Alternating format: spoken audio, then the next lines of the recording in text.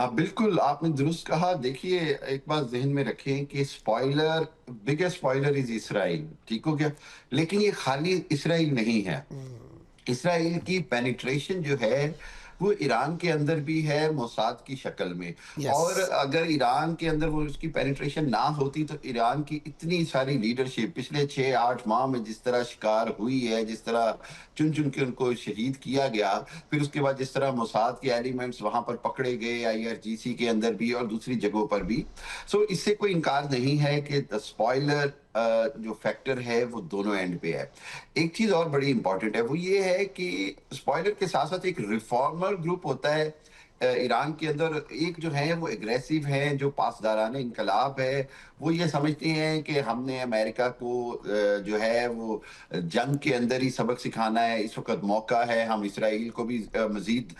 सबक सिखाएँ, हम जो अरब ममालिक जिनके अंदर अमरीकी अड्डे हैं, उनको मज़ीद तबाह करें और अमेरिका को यहाँ से निकलने पर मजबूर करें। ये वो आइडियोलॉजी है जो मैं समझता हूँ थोड़ी खतरनाक है। ईरान को रियलिटी चेक भी करना होगा, ईरान की उस आइडियोलॉजी को, जिसके बारे में कहा जाता है कि बाकर कालिबॉफ जो हैं या मुज्तबा खामनाई जो हैं या ईरान के जो आर्मी चीफ हैं या ईरान के जो नायब वज़ीर ख़ारजा हैं, वो इस तरह की आइडियोलॉजी समझते हैं कि किसी भी हालत में कोई भी कंप्रोमाइज़ किए बगैर, अपनी शराइत मनवाए बगैर कोई भी मुज़ाकरात ना किए जाएँ। हुँ, जबकि उसी ईरान के अंदर एक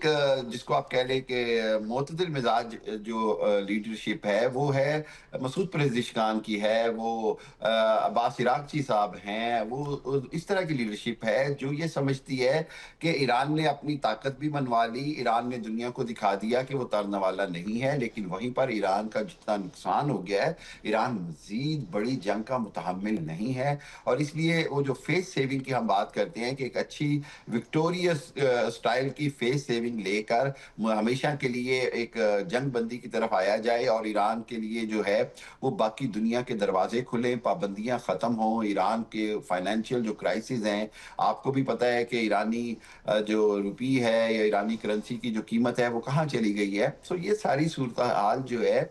मैं ये समझता हूँ कि इस वक्त मौजूदा सूरत हाल के अंदर स्पॉयलर्स जो हैं वो तो चाहते हैं, चाहे वो अमेरिकन लॉबी में हो, स्टीव विटकॉफ की शक्ल में हो, जैरेड किशनर की शक्ल में हो, पीट हैग्सेथ की शक्ल में हो। ये वो लोग हैं जो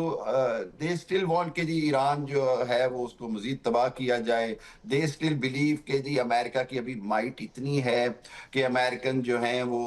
फौजें भी उतार सकते हैं खाराक के जजीरे के ऊपर। जहां पर वहीं पर अमेरिका के अंदर ही एक दूसरी आइडियोलॉजी है जेडी वैंस की शक्ल में। अमेरिकन इवन पेंटागन के अंदर एक बड़ी कंसेंसस है कि फौजें उतारना जो है वो खुदकुशी मिशन के अलावा कुछ हुँ, नहीं है, वन वे मिशन है। सो और वो सदर ट्रंप के लिए जो है वो अब मैं समझता हूँ कि उनके लिए फैसला करना है। उनको ये फैसला करना है कि क्या